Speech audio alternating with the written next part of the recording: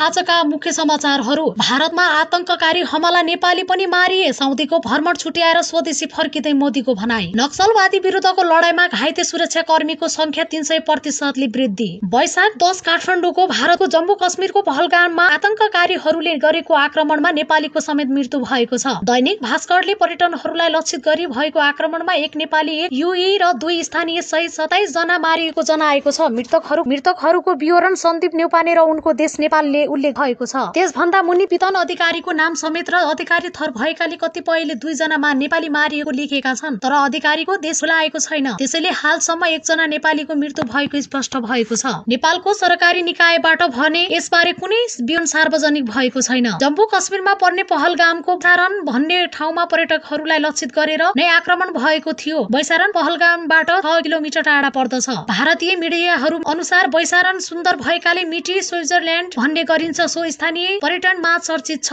त्यहाँ घुम्न गएका पर्यटकहरूमाथि मंगलबार गोली प्रहार गरी हत्या गरिएको छ। आतंकवादीले नियन्त्रणमा लिएर नाम सोधी पर्यटकहरूलाई गोली हानेर मारेको दैनिक भास्करले समाचारमा उल्लेख गरेको छ। मारिनेहरूमा नेपाल र युए का नागरिक सहित भारतकै गुजरात, महाराष्ट्र, कर्नाटक, तमिलनाडु र उडिसाका छन्। दैनिक भास्करका अनुसार मानिसको संख्या 27 पुगेको थियो। कतिपय मिडियाहरूले भने 26 जना मारिएको लेखेका छन्। यसअघि सन् 2019 को फेब्रुअरी जम्मू कश्मीरकै पुलवालमा भएको आतंककारी आक्रमणमा 40 भारतीय सैनिक मारिएका थिए। मंगलबारको हमलापछि राजधानी दिल्ली र मुम्बई सहित भारतभर उच्च सतर्कमा अपनाएको छ। भारतीय प्रधानमन्त्री नरेन्द्र मोदी भने यति बेला साउदी अरब भ्रमणमा छन्। पर्यटकैमाथि आतंकवादीले आक्रमण गरेको सूचना पाएपछि उनी भ्रमणका कार्यक्रममा छुटाएर स्वदेशी फर्किएको द हिन्दूले जनाए।